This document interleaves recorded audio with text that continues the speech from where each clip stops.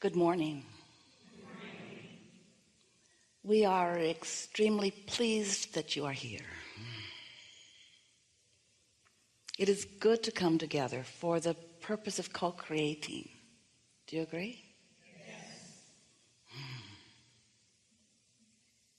You are knowing what you are wanting in your powerful now, in your now where all of your power is.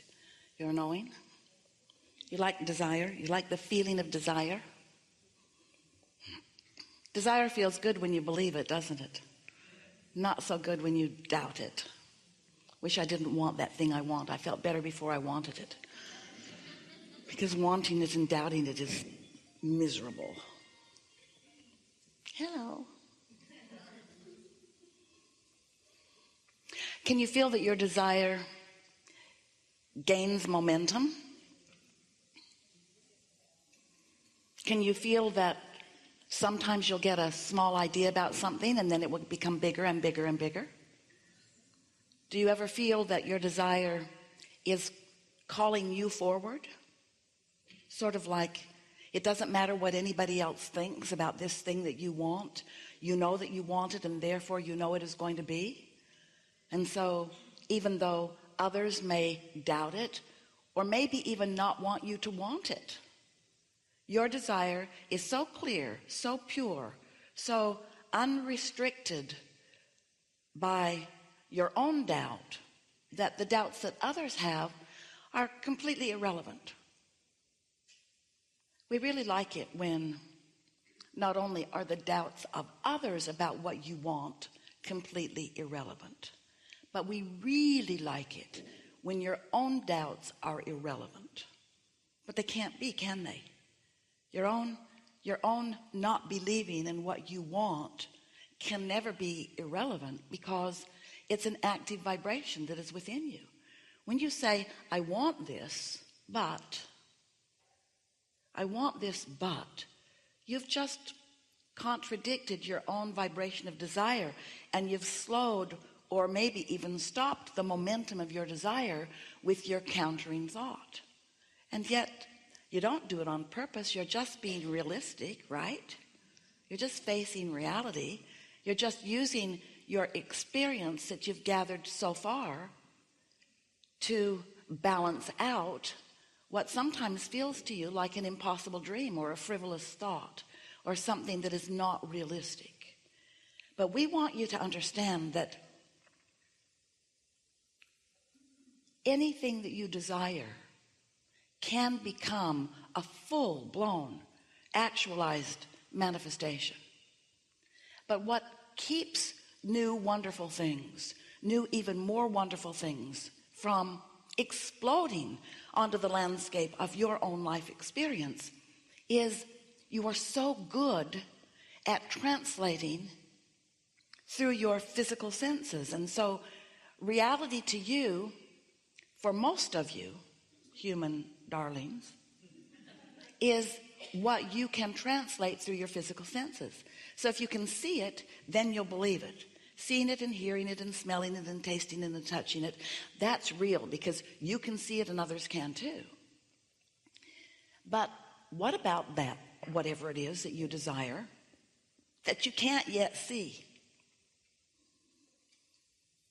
If you use what you can see as the dominant basis of what you offer vibrationally, and what you're seeing is the absence of what you desire, now you're offering a vibration about the absence of what you want all day, every day, because you're not seeing it, and you're not seeing it, and you're not seeing it, and you're taking score. And you're saying things like, where is it, and why doesn't it come, and how long is it going to take?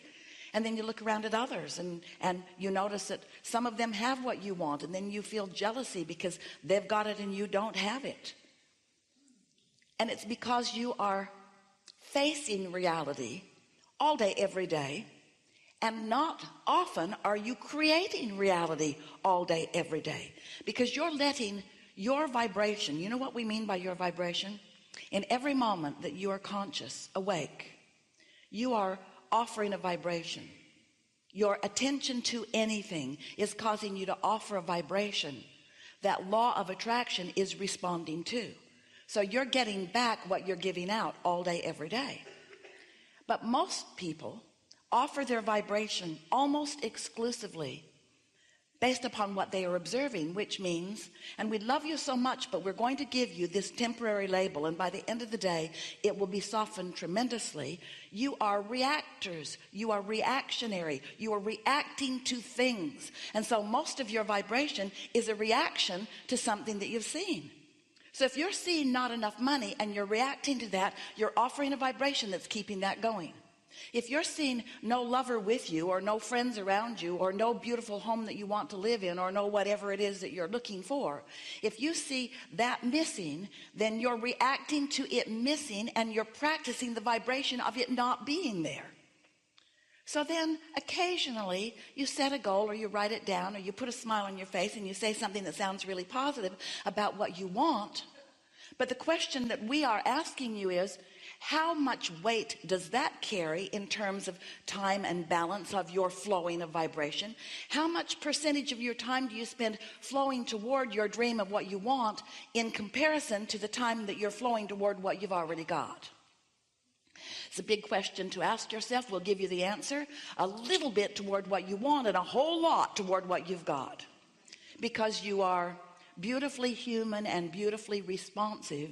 You're so good at the reason that you came here that you're shooting yourself in the foot with your expertise at doing it. And what we mean by that is you're so good at translating vibration into this physical realization of reality through your physical senses that has more meaning to you. When you say, I want to be real, you mean I want to weigh the pros and the cons and the pluses and the minuses, and I don't want to leave out any of the facts. Sure, I'll talk about good things, but I must equally talk about bad things, because I want to be an objective human who is facing reality. And we say, you do to a certain extent. That's what step one of the creative process is. Yes, you want to evaluate the contrast, and you want to come to your conclusions about what you prefer from doing that. But if you get stuck in that step one phase of exploring what is, exploring what is, exploring what is, exploring what is, exploring what is, practicing the vibration of what is, practicing the vibration of what is, practicing the vibration of what is, practicing the vibration of what is, then what is just keeps being what is in your life. Different faces, different places, same experience, because you practice it into being, and then you observe what you've practiced into being, so it bees more, and you practice it more, so it bees more, and you practice it more, and it bees more, and you practice it more, and then you say, hey, this isn't fair. And we say, yes, it is. You create your own reality. You get what you think about, whether you want it or not. So you want to ask yourself, how much time am I spending thinking about things I do not want under the cover of being objective? We would define ourselves differently. We would say, I'm really picky about what I think about. And I choose what I think about based upon how it feels to me. Now, why is that a good idea? Well, in order to understand why what you feel matters so much in terms of really, really good guidance for you, you have to understand that there are two aspects of you that are having a relationship at all times. Before you came into this body, you were source energy. Some of you get that. Some of you believe that you were source energy, then you came into this body, and when you have your physical death experience, that you will then be source energy again, or non-physical, physical, non-physical. But what's really going on is that you are non-physical, even though you are physical. There is a stream of your non-physicalness that is flowing to you. And that stream of you that is flowing to you is life force. It is life source. It is the fuller version of you. It's the fuller version of you, not just because it was fuller than you let yourself be in your body. It's the fuller version of you because since you got here in your body, you've been exploring and becoming even more. When you don't have enough of something, you ask for more, and that non-physical part of you becomes the vibrational essence of that more. When someone's rude to you, you ask for a nicer world. When you're rude, you ask for a nicer world. Everything that you live is causing that inner part of you to expand. And expand it does. Oh. So Then when you take that understanding of this you that is having a relationship with you, and you apply to that understanding your understanding of the law of attraction. Law of attraction is responding to vibrational frequencies. Law of attraction is matching vibrational frequencies up. Law of attraction is responsible for the evolution of all things. Law of attraction is a powerful, across the board, always consistent response to vibration. Law of attraction is the reason that you cannot set your radio dial on 98 FM and hear what's being broadcast on 101 AM. In other words, the frequencies have to match up. Your receiver and your transmitter must be on the same frequency in order for there to be reception, yes? So in order for you to have reception from this larger, expanded, evolved, loving, clear-minded, sure-footed, healthy, vital, prosperous you, you've got to be in the receptive mode. In other words, you've got to get your radio dial set to where the radio transmitter of your source energy is set. And you know where it's set? It's set on you being loved. It's set on you loving. It's set on you prosperous. It's set on you succeeding. It's set on you happy. It's source energy, and it is love, and it is radiating toward you. You are the dominant focus of your own inner being. So you can blend with that by choosing something that you too feel love about, or you can contradict it by choosing something that you are pushing hard against. And you can feel by the emotion that is within you which you're doing. You know the difference between the feeling of love in your belly and hate in your belly. You know the difference between clarity and confusion. You know the difference between confidence and insecurity.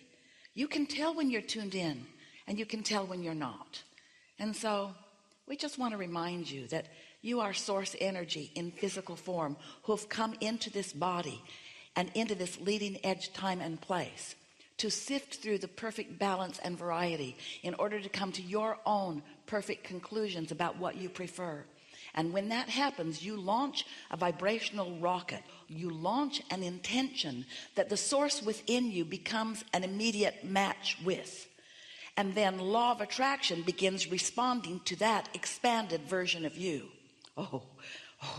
And you can feel it. You can feel when the larger part of you begins exploring an idea and you don't go. You feel all pensive and frustrated and fitful. You can feel when you have caused something to begin moving and you don't go. And you can feel when you do go, because that's when you soar. That's when ideas begin to flow. That's when the entire universe is at your beck and call. That's when it feels like you have a concierge in the sky that's just lining everything up for you. And everywhere you go, doors are opening, people are smiling, and things are helpful. And you can feel the power of your intention.